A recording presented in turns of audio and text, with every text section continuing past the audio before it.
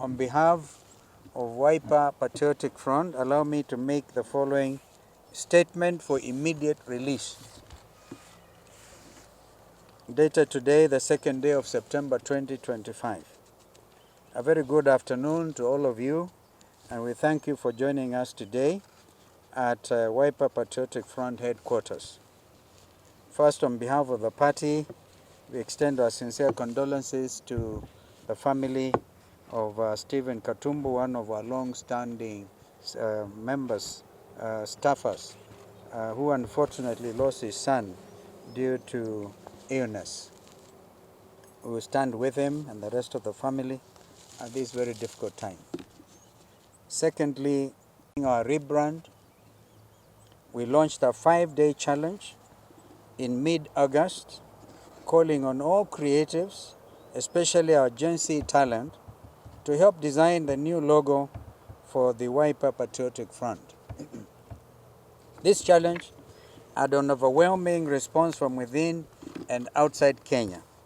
We would at this moment take this opportunity to thank all creatives who submitted their designs for our consideration. You were inspiring in your thought process, you engaged our imagination, and you also, through your vision, your reimagination of a patriotic front. While the final selection is not yet final, we will, in the course of the month, review our top 3 choices and, as promised, engage the creatives. In the coming days, we will unveil more as we count down to the National Delegates Congress, slated for October the 10th, 2025. We can assure all Kenyans that we will be bold and we will be loud.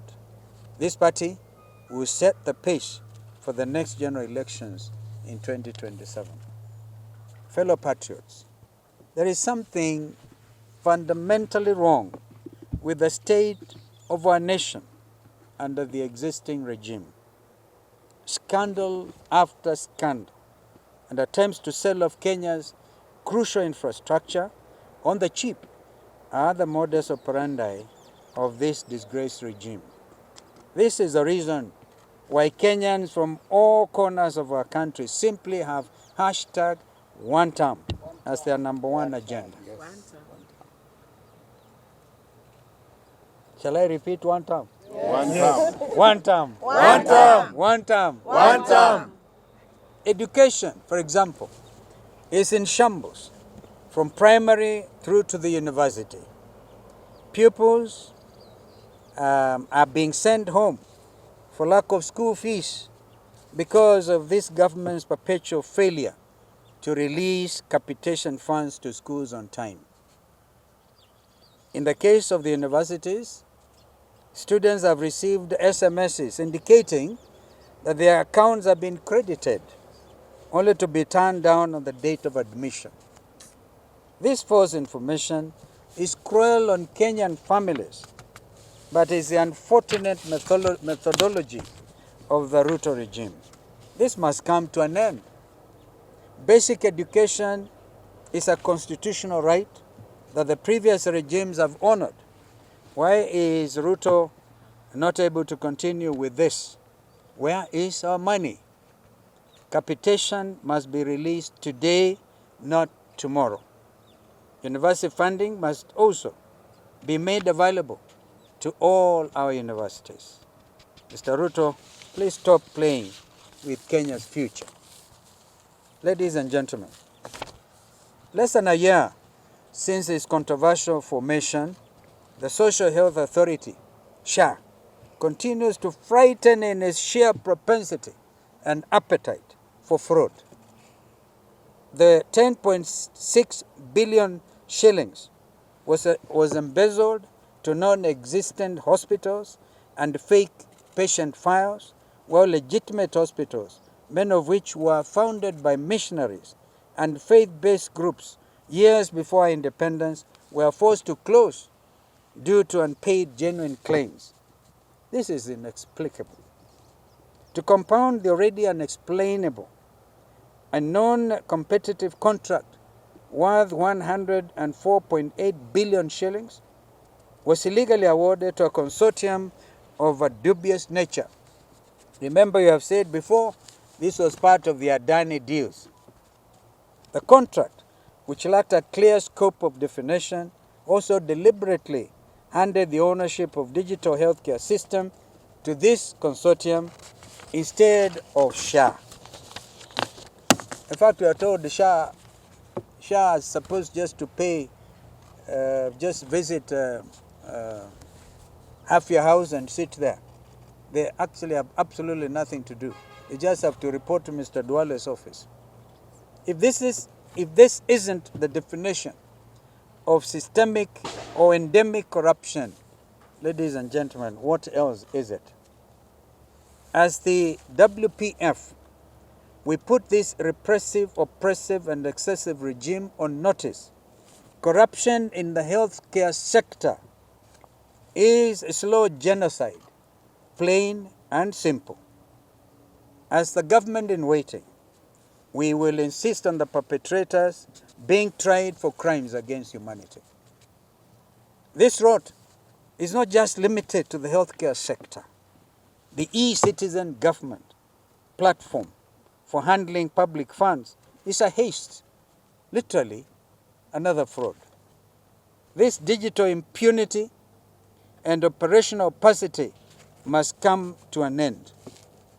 Ladies and gentlemen, what we are witnessing in Mandera County is what is defined in international law as simply occupation. Mr. Ruto, have you ceded the Kenyan territory to foreign troops? Is your regime too weak to defend Kenya's territorial integrity? Therefore, you have had the governor, Mandera, come out strongly, crying out, please get out these jubilant forces. And the other day, people castigated Rigiji for talking about this issue. Now the truth has come out.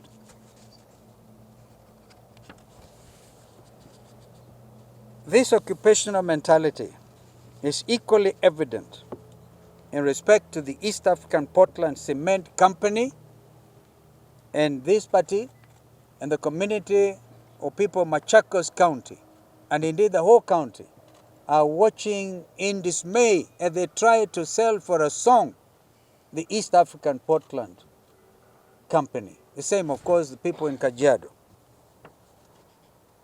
It is not just East African Portland Cement Company, but the Karura Forest as well.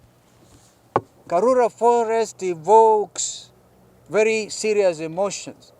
Our late sister, Professor Wangari Maathai, suffered because of Karura Forest. The chairman of CFA, Karura Forest Association, Professor Njuguna, called me yesterday. And what is happening there is completely, and they must stop the nonsense. And they want to build a road through Karura. Kenyans have now developed a habit of going for early morning runs and walks. Please stop Karura. Don't deal with Karura Forest. There's a clear agreement between the Forest Association and KFS, Kenya Forest Service. You know, we will be addressing these issues sometimes sentimentally because we cannot have this country go backwards. I now want to deal with political intolerance, which has been on the rise in recent months, and tell this regime that every Kenyan has the right to be heard anywhere in the country. And no one can claim to own Kenya. Kenya belongs to Kenyans. One nation, one people. That is actually a clarion call as well, even as WPF. Therefore, pre-election violence, you saw when Rigiji was returning home. I mean, men with the full assistance of the police bearing rungus and huge stones, intending to commit murder on the expressway. What a shame. What a shame.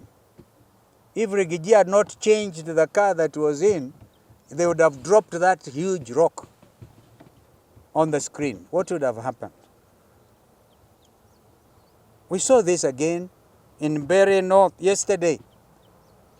The people of Mbeere I'm quite sure all one term. And they can't wait. They can't wait to teach this regime a lesson. So don't show intolerance. Wait to be defeated in a democratic manner. United opposition will stand together and get this very north seat in a freely, in a very easy manner. And a lot of other, some of those other wards and constituencies. I want to mention Wiper Patriotic Front will present a candidate for Kasipul Kabondo. Kasipul, I beg your pardon. It used to be Kasipul Kabondo, Kasipul. And I will go to campaign anywhere in Luo Nyanza because these are my friends. They know our history. And no amount of intimidation will come in our way. So, I really cherish defeating both ODM and UDA in Kasipul. Let us meet them. Let us meet them. But we are telling you, even IBC, so far you have existed as a state organization. The new IBC has not bothered to check with United Opposition on the way forward. We will not allow you. We will come to you. We will come to you. Remember we said we are going to have our own parallel IBC, men and women who are committed to ensuring that this whole business about stealing elections will never happen again in our country. And finally, IBC has announced the start of voter registration from September 29, 2025. Of course, we must remind them, voter registration in accordance with the law is actually continuous. Yeah? But they had stopped the exercise. So, we urge all Kenyans of legal age to get their IDs and register en masse as voters. And particularly, the young Kenyans who have now attained the age of majority, a lot of them, we know there's an attempt to deny you IDs. We will not allow that to happen. Take out the IDs, register, drive home this regime. This is the way we shall rescue and reclaim our beloved nation from this oppressive regime. Together, we shall hashtag Komboa Kenya. So when I say wiper, utanipa, no, one term, Komboa Kenya.